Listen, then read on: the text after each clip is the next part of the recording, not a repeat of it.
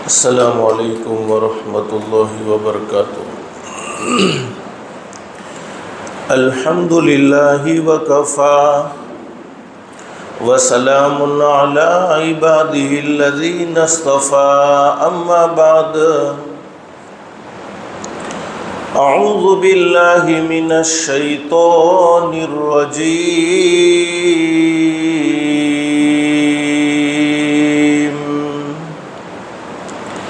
بسم اللہ الرحمن الرحیم،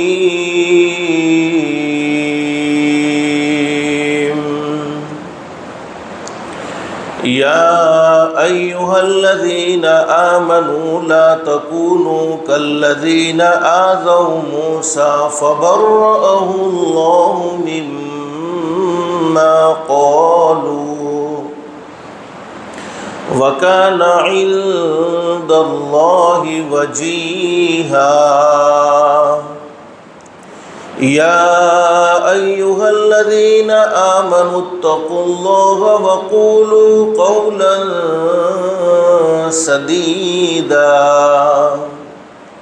يُصْلِحْ لَكُمْ أَعْمَالَكُمْ وَيَغْفِرْ لَكُمْ ذُنُوبَكُمْ، وَمَن يُطِعِ اللَّهَ وَرَسُولَهُ فَقَدْ فَازَ فَوْزًا عَظِيمًا۔ إِنَّا عَرَضْنَا الْأَمَانَةَ عَلَى السَّمَاوَاتِ وَالْأَرْضِ وَالْجِبَالِ فَأَبَيْنَ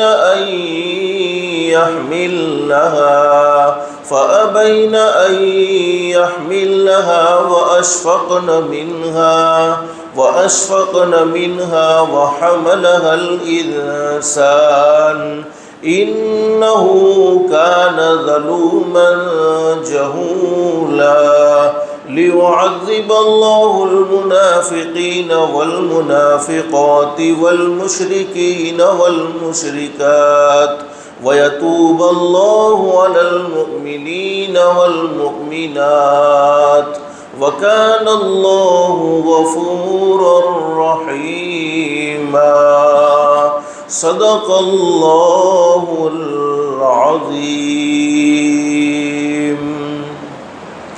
رب اشرح لي صدري ويسر لي أمري واحلل عقدة من لساني يفقهوا قولي، سبحانك لا علم لنا إلا ما علمتنا إنك أنت العليم الحكيم۔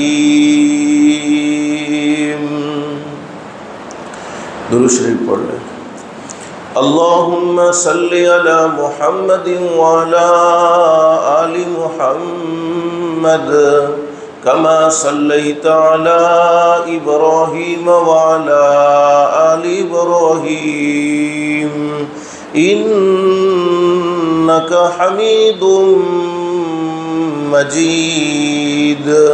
اللہم بارک علی محمد وعلی آل محمد کما بارکت علی ابراہیم وعلی آل ابراہیم انک حمید مجید۔ فکر عقبا کی کر آج ہی بے خبر،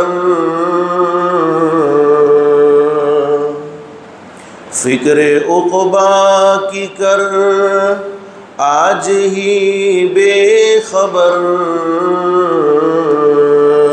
کل نہ کر کل کی کل کا کوئی بھروسہ نہیں،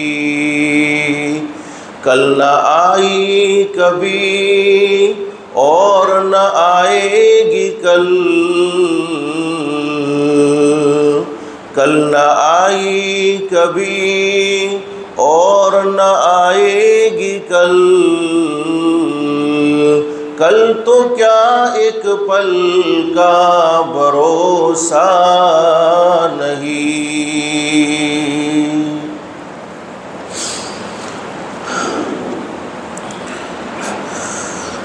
اللہ کا ہم سب پر بہت بڑا احسان اور بہت بڑا کرم ہے کہ اللہ پاک نے ہم سب کو رمضان المبارک کے مہینے میں جمعہ کے مبارک دن میں اپنے گھر میں یعنی مسجد میں جمع فرمایا۔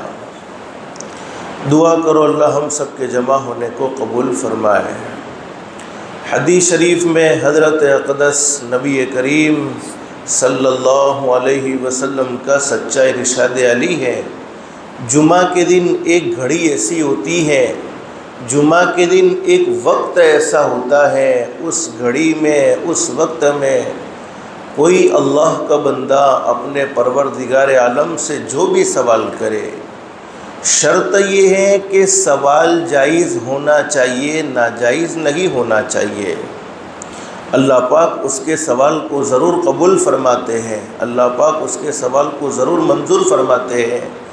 یعنی جمعہ کے دن اگر اللہ سے ہم دعائیں مانگتے ہیں تو اللہ پاک ہماری دعاؤں کو رد نہیں فرماتے، بلکہ اپنی بارگاہ میں ضرور منظور و مقبول فرماتے ہیں۔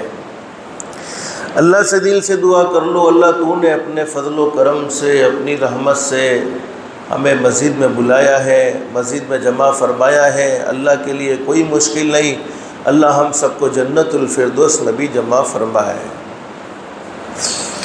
میرے بھائیوں، آج رمضان المبارک کے مہینے کا 11واں روزہ 10 دن مکمل ہو چکے ہیں، یعنی رحمت کا عشرہ مکمل ہو چکا ہے۔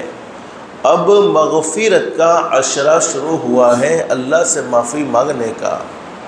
اور حدیث شریف میں موجود ہے، حضرت اقدس نبی کریم صلی اللہ علیہ وسلم نے ایک مرتبہ ممبر کی پہلی سیڑھی پر قدم رکھتے ہوئے فرمایا آمین، دوسری سیڑھی پر قدم رکھتے ہوئے فرمایا آمین، تیسری سیڑھی پر قدم رکھتے ہوئے فرمایا آمین۔ صحابہ کرام حضرت نبی کریم صلی اللہ علیہ وسلم کے سامنے موجود ہیں۔ صحابہ کرام نے سوال کر لیا، اللہ کے نبی، آپ کی زبان مبارک سے کئی باتیں سنی ہیں، کئی نصیحتوں کی باتیں سنی ہیں، کئی وعظ آپ کی زبان مبارک سے سنے ہیں، لیکن آج تو بڑا عجیب منظر دکھا ہے کہ آپ ممبر پر تشریف لے گئے، ممبر کی پہلی سیڑھی پر آپ نے قدم رکھتے ہوئے آمین فرمایا، دوسری سیڑھی پر قدم رکھتے ہوئے آمین فرمایا، تیسری سیڑھی پر قدم رکھتے ہوئے آمین فرمایا۔ تو وجہ کیا ہے؟ حضرت اقدس نبی کریم صلی اللہ علیہ وسلم نے فرمایا، سن لو میرے صحابہ کرام، ابھی جبریل امین علیہ السلام وحی لانے والے فرشتے میرے پاس آئے، اور جبریل امین علیہ السلام نے 3 باتیں کہی ہیں۔ سب سے پہلی بات جبریل امین علیہ السلام نے فرمایا، ہلاک ہو جائے وہ شخص، تباہ و برباد ہو جائے وہ شخص جس کی زندگی میں رمضان المبارک کا مہینہ آیا اور رمضان المبارک کے مہینے میں اس نے اپنے پروردگار عالم کو راضی نہ کیا، اس نے گناہوں سے معافی نہ مانگی۔ ہمارے نبی حضرت محمد رسول اللہ صلی اللہ علیہ وسلم نے فرمایا، میں نے کہا آمین۔ سوال یہ ہوتا ہے کہ صرف رمضان المبارک کا مہینہ آ جانے سے ہم گناہوں سے پاک صاف ہو جاتے ہیں؟ تو فرمایا نہیں، جب تک کہ اللہ سے معافی نہ مانگ لی جائے، جب تک کہ گناہوں سے توبہ نہ کر لی جائے، تب تک اللہ رب العالمین کے دربار سے معافی ملتی نہیں ہے۔ ہاں، جتنے بھی نیک اعمال کرتے ہیں، جتنے بھی اللہ کو راضی کرنے والے کام کرتے ہیں، اس سے بہت سی مرتبہ چھوٹے چھوٹے گناہ اللہ پاک بغیر معافی کے معاف فرما دیتے ہیں، لیکن بڑے بڑے گناہ ہم جانتے ہیں کہ میں جانتا ہوں خود اپنے بارے میں کہ میں نے اپنی زندگی میں کون سا بڑا گناہ کیا ہے، کون سا اللہ کو ناراض کرنے والا کام کیا ہے۔ تو بڑے بڑے گناہوں کی تو اللہ سے معافی مانگنی پڑتی ہے، اور اگر حقوق اللہ کا معاملہ ہے تو اللہ رب العالمین تو ایک مرتبہ یوں کہہ دیا جائے، میرے مولا مجھے معاف فرما دے، آج مجھے احساس ہو گیا ہے آئندہ میں بڑا گناہ نہیں کروں گا، آئندہ میں تجھے ناراض کرنے والا کوئی کام نہیں کروں گا۔ اللہ رب العالمین فرماتے، میرے بندے تو نے احساس پیدا کر لیا، تیرے احساس پیدا ہونے نے میری رحمت کو جوش میں لا دیا، اور میں نے تیری زندگی کے سارے گناہوں کو معاف فرما دیا ہے۔ لیکن حقوق العباد کا معاملہ ہے، یعنی بندوں کے حقوق ہم نے ضائع کیے ہیں، تو بندوں کے حقوق ایک مرتبہ استغفار نہیں، 2 مرتبہ استغفار نہیں، करोड़ों मरतबा इस्तिग़फ़ार पढ़ लिया जाए, जब तक बंदे माफ़ नहीं करते हैं तब तक अल्लाह रब्बुल आलमीन के दरबार से भी बोलो माफ़ी मिलती नहीं है। तो फरमाया कि पहली सीढ़ी पर कदम रखते हुए फरमाया आमीन। हमारे नबी ने फरमाया कि जिब्रील अमीन अलैहिस्सलाम मेरे पास आए और जिब्रील ने ये बात कही, हलाक हो जाए वो शख्स, तबाह बर्बाद हो जाए वो शख्स जिसकी ज़िंदगी में रमज़ान का महीना आया और उसने अपने परवरदिगार आलम को राज़ी न किया, उसने गुनाहों से माफ़ी न मांगी। हमारे नबी ने फरमाया मैंने कहा आमीन। फिर दूसरी बात नबी करीम सल्लल्लाहु अलैहि वसल्लम ने फरमाई, बयान फरमाई, जिब्रील अमीन अलैहिस्सलाम ने फरमाया हलाक हो जाए वो शख्स, तबाह बर्बाद हो जाए वो शख्स जिसके सामने मेरा नाम लिया जाए और वो मेरी ज़ात पर मोहब्बत के साथ दुरूद न पढ़े, मेरी ज़ात पर उसे दुरूद पढ़ने की तौफीक न हो जाए। हमारे नबी ने फरमाया मैंने कहा आमीन। फिर जिब्रील अमीन अलैहिस्सलाम की बात हमारे नबी ने सुनाई।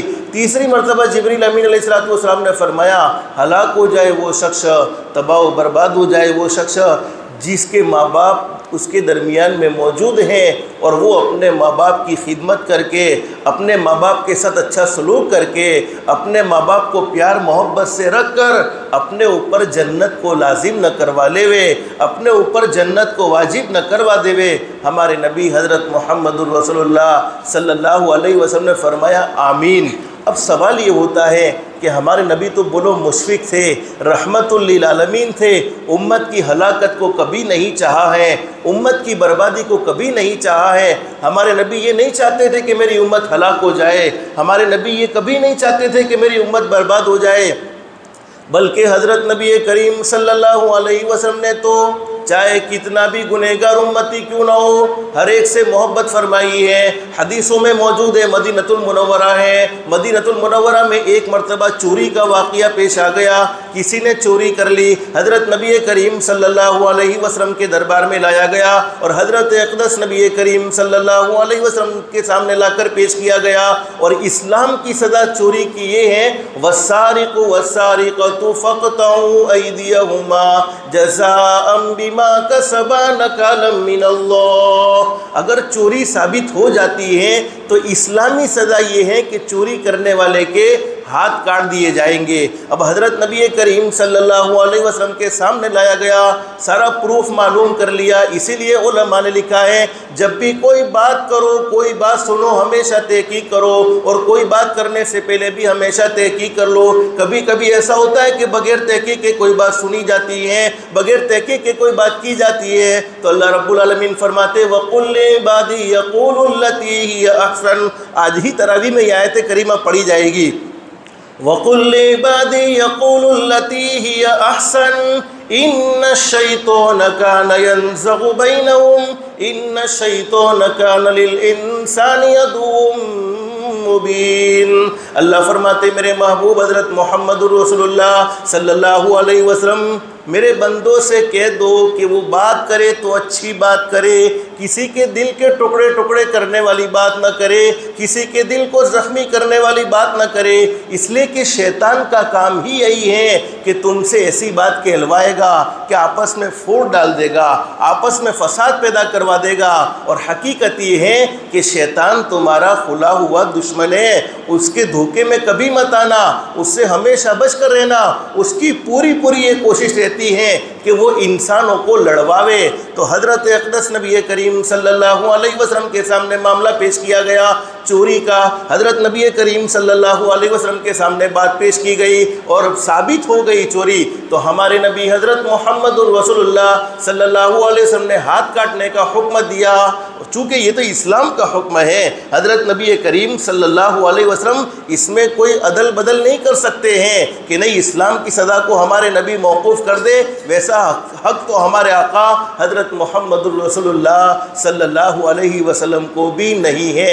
हज़रत अक़दस नबी करीम सल्लल्लाहु अलैहि वसल्लम ने हुक्म तो दिया, अब उनको हाथ काटने के लिए ले जाया जा रहा है। हज़रत अक़दस नबी करीम सल्लल्लाहु अलैहि वसल्लम मुसलसल रो रहे हैं, यहाँ तक कि सहाबा इकराम बयान फरमाते हैं अल्लाह के नबी का रोना इस कदर बढ़ता चला गया कि आपकी दाढ़ी मुबारक से भी आंसू के कतरे गिरने लगे। और हज़रत अक़दस नबी करीम सल्लल्लाहु अलैहि वसल्लम بے چین اور بے قرار ہو گئے۔ ایک صحابی نے پوچھا اللہ کے نبی آپ روتے کیوں؟ ارے اس نے تو چوری کی تھی، اس نے تو گناہ کیا تھا، اس وجہ سے اس کے ہاتھ کو کاٹا جا رہا ہے۔ حضرت اقدس نبی کریم صلی اللہ علیہ وسلم نے فرمایا کہ میرے اس امتی کا یہ ہاتھ کاٹنا مجھے برداشت نہیں، تو کل قیامت میں میرے کسی امتی کے بارے میں جہنم کا فیصلہ ہوا تو میں کیسے برداشت کروں گا؟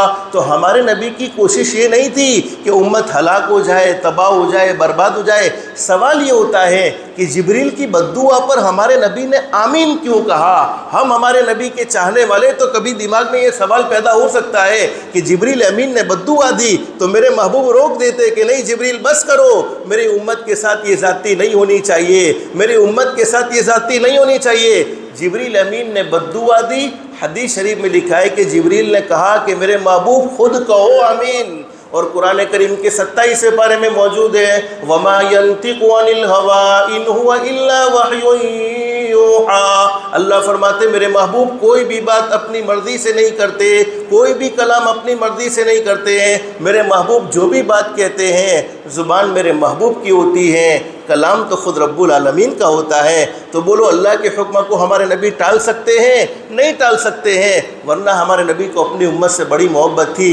گزشتہ میں نے آپ کو بتلایا تھا ہم بہت کمزور ہیں، وَخُلِقَ الْإِنسَانُ ضَعِيفًا، اللہ نے انسان کو بہت کمزور پیدا کیا ہے، اور اس قدر کمزور کہ پیر میں ایک کانٹا چبھ جائے جب تک وہ نکلتا نہیں دل بے چین اور بے قرار رہتا ہے۔ بہت کمزور ہیں، اور اللہ پاک نے ہم پر روزے فرض کیے ہیں۔ اب شیطان ہمارا کٹر کھلا ہوا دشمن، اور 11 مہینے چونکہ ہم اس کے بہکاوے میں آ کر گناہ کرتے رہتے ہیں، اللہ کی نافرمانی کرتے رہتے ہیں۔ اب رمضان المبارک کے مہینے میں شیطان قید ہو گئے، ہم نے حدیث شریف میں یہ پڑھا بھی ہے اور یہ سنا بھی ہے، لیکن اب بہت سے لوگوں کو دیکھوں گے، میں نے اپنے تجربے سے میں یہ بات کہتا ہوں، میں نے کئیوں کو ایسا دیکھا ہے جو غیر رمضان میں وہ گناہ نہیں کرتے جو رمضان کے مہینے میں کرتے ہیں۔ جیسے غیر رمضان المبارک کے مہینے میں بہت سے لوگ ہیں عشاء کی نماز تکبیر اولیٰ کے ساتھ پڑھتے ہیں، اور رمضان المبارک کے مہینے میں معلوم بھی ہے کہ 1 منٹ باقی ہے، معلوم بھی ہے 2 منٹ باقی ہے، لیکن کتنی لمبی چوڑی جماعت ہے جو بغیر کسی وجہ کے، بغیر کسی مجبوری کے مسجد کے باہر بیٹھی رہتی ہے، اور انہیں جماعت کے ساتھ نماز پڑھنے کی توفیق نہیں ہوتی ہے۔ تو آخر وجہ کیا ہے؟ شیطان اپنا اثر نفس پر چھوڑ کر جاتا ہے۔ شیطان کی پہلی کوشش تو یہ رہتی ہے کہ کوئی اللہ کا بندہ نیک عمل نہ کرنے پائے، اس لیے کہ اللہ سے اس نے یہ وعدہ کیا ہے کہ حضرت آدم علیہ السلام کی اولاد کو کبھی بھی نیکی کرنے نہیں دوں گا، ہمیشہ ان پر حملے کرتے رہوں گا۔ بلکہ علماء نے لکھا ہے کہ زندگی میں تو وہ حملے کرتے ہی رہتا ہے، زندگی میں تو وہ اللہ کو ناراض کرنے والے کاموں کی طرف ہمیشہ لے جانے کی کوشش کرتا رہتا ہے۔ لیکن آخری وقت میں جب آدمی دنیا سے جاتا ہے، دنیا سے جاتے ہوئے بھی وہ بڑا بے چین اور بے قرار رہتا ہے، اور مرنے والے کے قریب آ جاتا ہے، اور اس کی پوری کوشش رہتی ہے اگرچہ زندگی اعمال صالحہ میں گزری ہو، لیکن آخری وقت میں وہ کلمے کا انکار کر دے، ایمان کے بغیر دنیا سے چلا جائے۔ شیطان کی پہلی کوشش یہ کہ وہ کوئی نیک عمل کسی کو کرنے نہیں دیتا، لیکن جب آدمی ہمت کر کے نیک عمل کر لیتا ہے، ہمت کر کے نیک عمل کر لیتا ہے، اب شیطان کا معاملہ کیا ہوتا ہے؟ جب نیک عمل ہمت کر کے کر لیا تو اسے بگاڑنے کی کوشش کرتا ہے کہ اب اس کا یہ نیک عمل اللہ کے دربار میں قبول نہ کیا جاوے، اس کا یہ نیک عمل بگڑ کیسے جاوے، اس کا یہ نیک عمل ضائع کیسے ہو جاوے۔ تو پھر شیطان کیا کرتا ہے؟ کبھی کبھی ہم نے اچھے نیک کام کیے ہیں، اللہ کو راضی کرنے والے کام کیے ہیں، اب بہت سے لوگ دیندار یہ سمجھتے ہیں کہ ہم تو کوئی گناہ کرتے نہیں، ہم سے تو کوئی اللہ کی نافرمانی ہوتی نہیں، ہم تو بڑے خوش نصیب ہیں، بڑے خوش قسمت ہیں۔ اللہ سے دعائیں کرتے رہنا چاہیے، گناہوں سے بچنے کی طاقت اللہ سے مانگتے رہنا چاہیے۔ پھر وہ کرتا کیا ہے؟ اپنی زبان کا غلط استعمال کر کے زندگی کے سارے نیک اعمال کو تباہ و برباد شیطان کروا دیتا ہے۔ حدیث شریف میں موجود ہے، فرمایا نبی کریم صلی اللہ علیہ وسلم نے، میں نے گزشتہ ذکر کیا تھا، زبان کے غلط استعمال کی وجہ سے روزے کے برکات و ثمرات ختم ہو جاتے ہیں۔ اللہ پاک روزے کی وجہ سے ہم سے تقویٰ چاہتا ہے کہ روزے کیوں فرض کیے ہیں، تمہیں بھوکا کیوں رکھا گیا، تمہیں پیاسا کیوں رکھا گیا، تاکہ تمہاری زندگی میں اللہ کا ڈر آ جائے، تمہاری زندگی میں اللہ کا خوف آ جائے۔ لیکن کتنے رمضان ہماری زندگی میں گزرے ہیں، کون سے رمضان میں ہمارے دل میں اللہ کا ڈر پیدا ہوا ہے؟ کبھی دل کی سختی ہماری دور نہیں ہوئی ہے، ہمدردی کا مزاج نہیں آیا ہے، انسانیت ہمارے اندر نہیں جاگی ہے۔ تو اس سے کیا معلوم ہوتا ہے کہ روزے کا مقصد ابھی پورا ہوتا نہیں۔ اللہ چاہتے ہیں کہ روزہ تمہیں اس لیے رکھوایا گیا کہ تمہاری زندگی میں اللہ کا ڈر آ جاوے، اور جو لوگ اللہ سے ڈرتے ہیں پوری دنیا ان سے ڈرتی ہے، اور جو اللہ سے نہیں ڈرتے پھر ان کو پوری دنیا سے ڈرنا پڑتا ہے۔ حضرت ابو ذر رضی اللہ تعالیٰ عنہ فرماتے کہ میں نے حضرت اقدس نبی کریم صلی اللہ علیہ وسلم کی خدمت میں حاضر ہو کر عرض کیا، یا رسول اللہ صلی اللہ علیہ وسلم مجھے کوئی وصیت فرما دیجئے۔ وصیت یعنی ایسا پیغام جس کو میں ہمیشہ پکڑے رکھوں، آپ ہمارے درمیان میں موجود رہیں تب بھی میں اس پر عمل کروں، اور جب بھی اللہ پاک حضرت اقدس نبی کریم صلی اللہ علیہ وسلم کو آپ کے پاس بلا لے تب بھی میں اس وصیت پر عمل کرتا رہوں۔ حضرت اقدس سے فرمایا کہ مجھے کوئی وصیت فرما دیجئے۔ حضرت اقدس نبی کریم صلی اللہ علیہ وسلم نے ارشاد فرمایا، زیادہ وقت چپ رہا کرو، بلا ضرورت کوئی بات نہ کہو، یہ بات شیطان کو دور کر دیتی ہے۔ جو آدمی بغیر ضرورت کے نہیں بولتا ہے، شیطان اس کے قریب بولو نہیں آتا ہے۔ ہم چوری سے تو بہت آسانی کے ساتھ بچ جاتے ہیں، زنا سے بھی الحمدللہ بہت آسانی کے ساتھ بچ جاتے ہیں، غلط راستوں پر چلتے ہوئے بھی الحمدللہ بہت آسانی کے ساتھ بچ سکتے ہیں۔ ارے آنکھوں کا غلط استعمال بھی بہت کم لوگ کرتے ہیں، ہر کوئی جانتا ہے کہ نہیں آنکھ کا غلط استعمال یہ ایمان کو تباہ و برباد کر دینے والا ہے، لیکن شیطان ہم سے سب سے زیادہ گناہ کرواتا ہے تو بولو کس سے؟ یہی زبان سے گناہ کرواتا ہے۔ تو فرمایا کہ چپ رہا کرو، خاموش رہا کرو، یہ بات شیطان کو دور کرتی ہے اور دین کے کاموں میں مددگار ہوتی ہے۔ جب آدمی کچھ بولے گا تو فتنے ہوں گے، اس لیے کہ اس کو معلوم نہیں ہے کہ مجھے کیا بولنا ہے کیا نہیں بولنا ہے۔ اگر وہ چپ رہے گا، خاموش رہے گا تو شیطان بھی اس سے دور رہے گا اور دین کے کاموں میں رکاوٹ بھی نہیں ہوگی۔ اور حضرت ابو ذر رضی اللہ عنہ فرماتے میں نے عرض کیا کہ مجھے کوئی اور وصیت فرما دیجئے۔ حضرت اقدس نبی کریم صلی اللہ علیہ وسلم نے ارشاد فرمایا، زیادہ ہنسنے سے بچتے رہا کرو، کیونکہ یہ عادت دل کو مردہ کر دیتی ہے اور چہرے کے نور کو ختم کر دیتی ہے۔ اس کا مطلب ہنسنے سے منع نہیں کیا۔ ہمارے نبی صحابہ کرام کے درمیان میں بیٹھتے تھے، آپ بھی مسکراتے تھے۔ صحابہ کرام کے درمیان میں ہمارے نبی کی دنیا کی باتیں بھی ہوا کرتی تھی، آخرت کی باتیں بھی ہوا کرتی تھی۔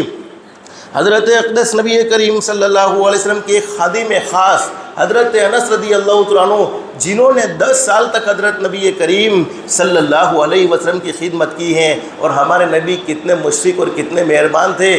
آپ ہمارے نبی کی پوری زندگی پڑھیں گے، پوری زندگی کا مطالعہ کریں گے، ایک حدیث بھی ایسی نہیں ملتی ہے جس حدیث میں یہ بات ذکر کی گئی ہو کہ ہمارے آقا حضرت محمد الرسول اللہ صلی اللہ علیہ وسلم نے کسی بچے کو مارا ہو، کسی بچے کو تھپڑ تک ہاتھ تک نہیں لگایا۔ حضرت انس رضی اللہ عنہ فرماتے ہیں میں چھوٹا سا تھا، 10 سال کی عمر سے لے کر 20 سال کی عمر تک میں حضرت اقدس نبی کریم صلی اللہ علیہ وسلم کا خادم رہا ہوں، اور کئی کام مجھ سے ایسے ہوتے تھے جو میرے محبوب کی منشا کے خلاف، میرے محبوب کی مرضی کے خلاف ہوتے تھے، لیکن میرے محبوب نے مجھے آج تک کبھی اف تک نہیں کہا ہے، کوئی قصہ۔ اسی لیے علماء نے اس حدیث سے لکھا ہے کہ بچوں کو جتنا محبت سے سمجھایا جا سکتا ہے اتنا بولو سختی سے سمجھایا جا سکتا نہیں ہے، جتنا محبت بچوں کو دی جاتی ہے۔ اور حدیث شریف کے یہ الفاظ ہے اکرموا اولادکم، اپنے اولاد کی عزت کرو، ان کے مرتبے کا، ان کی عمر کا، ان کے مقام کا لحاظ رکھو، ورنہ تم یوں سمجھتے ہو کہ میں باپ ہوں اور یہ میرا بیٹا ہے، میرے بیٹے کو میں باپ ہوں تو میں جو کہوں گا اسے کرنا پڑے گا۔ نہیں نہیں نہیں نہیں نہیں نہیں، بیٹے کو اگر کوئی بات منوانی ہے تو پہلے اللہ کے سامنے کہنا پڑے گا، اللہ تو میرے بیٹے کو فرما بردار بنا دے، تو میرے بیٹے کو صحیح راستے پر لگا دے۔ حدیث شریف میں لکھا ہے اکرموا اولادکم، اپنی اولاد کی عزت کرو۔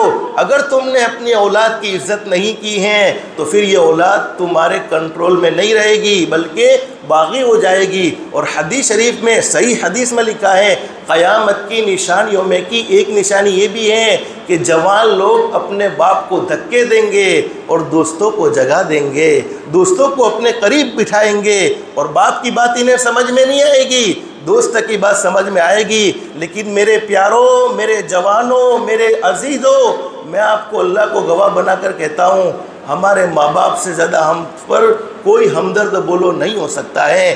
جتنا ماں باپ کے دل میں اللہ نے محبت رکھی ہے، کتنا ہی بھی جگری دوست کیوں نہ ہو، کتنا بھی گہرا دوست کیوں نہ ہو، ارے وہ محبت تو بیوی کے دل میں بھی نہیں ہوتی ہے جو محبت اللہ نے ماں کے دل میں رکھی ہے، جو محبت اللہ نے باپ کے دل میں رکھی ہے، وہ محبت بولو بیوی بھی کر سکتی نہیں ہے۔ تو ماں باپ کی قدر کرو۔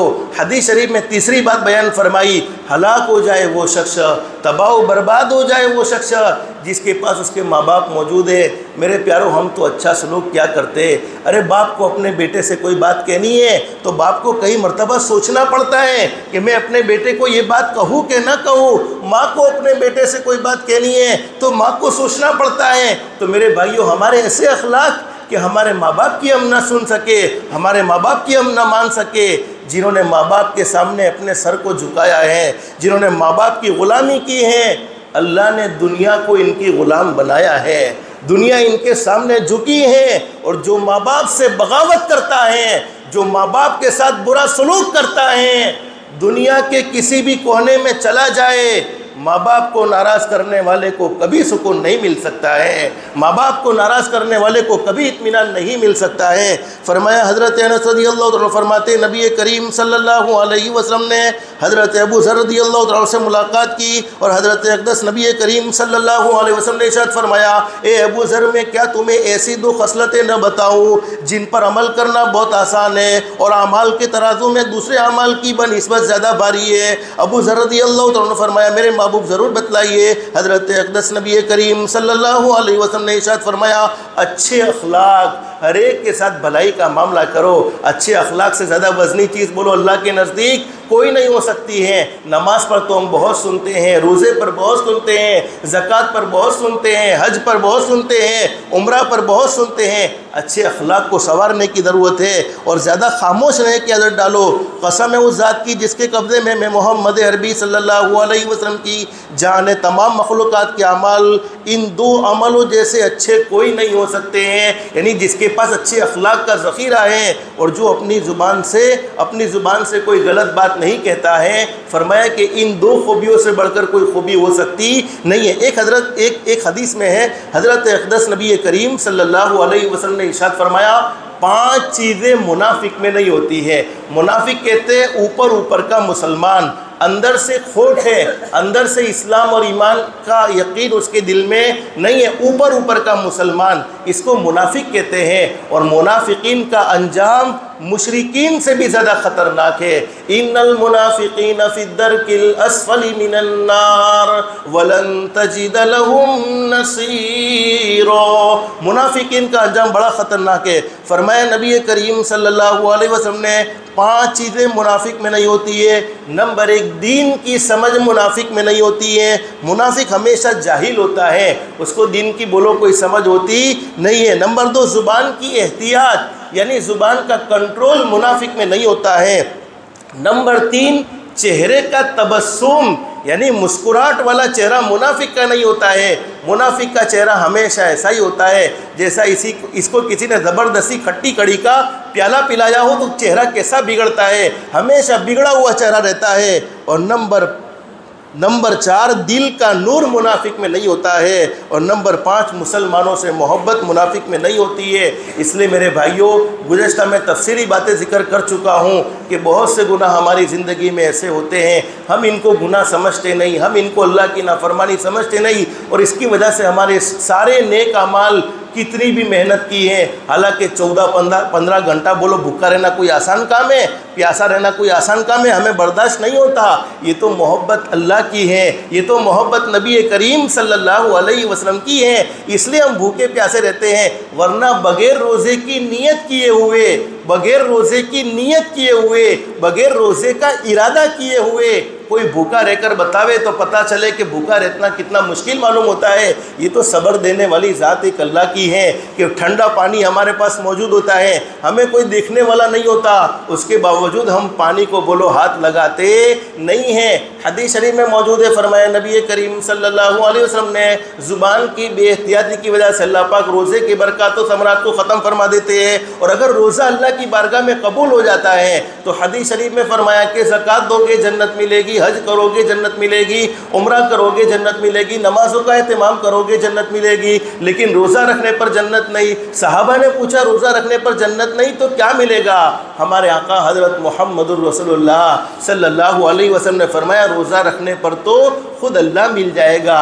جنت ملے تو ایک ملے، دو ملے، اللہ ملا، دنیا بھی مل گئی اور آخرت بھی مل گئی۔ اور حدیث شریف میں موجود ہے، حضرت اقدس نبی کریم صلی اللہ علیہ وسلم نے ارشاد فرمایا اللہ کے بہترین بندے وہ ہیں جن کو دیکھ کر اللہ یاد آ جائے، اور اللہ کے بدترین بندے وہ ہیں جو چغلی کھاتے پھرتے ہیں، ادھر کی ادھر اور ادھر کی ادھر کرتے پھرتے ہیں۔ پھر فرمایا نبی کریم صلی اللہ علیہ وسلم نے اللہ کے بدترین بندوں کی اور نشانی یہ ہے کہ وہ دوستوں کے درمیان جدائی ڈالتے رہتے ہیں اور پاک دامن لوگوں میں، نیک لوگوں میں گناہ تلاش کرتے رہتے ہیں، فالٹ تلاش کرتے رہتے ہیں۔ ایک حدیث میں حضرت اقدس نبی کریم صلی اللہ علیہ وسلم نے ارشاد فرمایا، حضرت اقدس نبی کریم صلی اللہ علیہ وسلم تشریف فرمائے، مسجد نبی میں صحابہ کرام کا مجمع موجود، ہمارے نبی نے صحابہ کرام کے درمیان میں فرمایا میرے صحابہ تم جانتے ہو غریب کون ہے، مفلس کون ہے؟ صحابہ نے کہا اللہ کے نبی غریب اور مفلس تو وہ ہیں جس کے پاس مال نہ ہو، جس کے پاس روپیہ پیسہ نہ ہو۔ ہمارے نبی نے فرمایا غریب مفلس وہ نہیں ہے جس کے پاس مال اور روپیہ پیسہ نہ ہو، بلکہ غریب تو وہ ہیں جس نے دنیا میں بہت زیادہ نیکی کی ہوگی، نوافل کا بھی اہتمام کیا ہوگا، اللہ کو راضی کرنے میں اس نے کوئی کمی نہیں چھوڑی ہوگی، ہمیشہ اللہ کو راضی کرتا رہا ہوگا، تہجد کا بھی اہتمام کیا ہوگا، اشراق کا بھی اہتمام کیا ہوگا، بڑے بڑے وظائف کا بھی پڑھنے والا ہوگا، لیکن کل قیامت میں اس کے پاس کچھ نہیں ہوگا۔ کیوں کچھ نہیں ہوگا؟ اس لیے کہ دنیا میں نیک اعمال تو بہت زیادہ کیے ہیں، لیکن نیک اعمال کرنے کے بعد دوسروں کی برائی کی ہوگی، دوسروں پر الزام لگائے ہوئے ہوں گے، کسی کا مال ہڑپ کیا ہوگا، کسی کی چیز پر ناجائز قبضہ کیا ہوگا، تو جن لوگوں کے حق اس نے دنیا میں مارے ہیں وہ تمام کے تمام نیک اعمال اس کے سپرد کر دیے جائیں گے، اور حق مارنے والے کے گناہ اس کے سر پر ڈال دیے جائیں گے۔ اللہ ایسی محرومی سے ہم سب کی حفاظت فرمائے۔ جمعہ کا مبارک دن ہے، ہمارے نبی حضرت محمد الرسول اللہ صلی اللہ علیہ وسلم کے احسانات بھی ہم پر اتنے ہیں کہ ان کو گننا چاہے تو گن نہ سکے، شمار کرنا چاہے تو شمار نہ کر سکے۔ جتنا بھی ہو سکے درود پاک کا بھی اہتمام کریں گے انشاءاللہ۔ اللہ ہم سب کی دنیا بھی بہتر سے بہتر بنائے، آخرت بھی بہتر سے بہتر بنائے۔ اللہ کے احکام کے مطابق حضرت نبی کریم صلی اللہ علیہ وسلم کے طریقے کے مطابق زندگی گزارنے کی توفیق و سعادت نصیب فرمائے۔ اللہ پاک ہم سب کو کہنے سننے سے زیادہ استخلاص اور استقامت کے ساتھ عمل کی توفیق نصیب فرمائے، آمین یا رب العالمین۔ وآخر دعوانا ان الحمدللہ رب العالمین۔ جن کی سنتیں باقی وہ سنتیں پڑھ لیں، جو سنتوں سے فارغ ہو گئے دعاؤں میں، درود شریف میں اور استغفار میں لگ جائے۔ استغفر اللہ الذی لا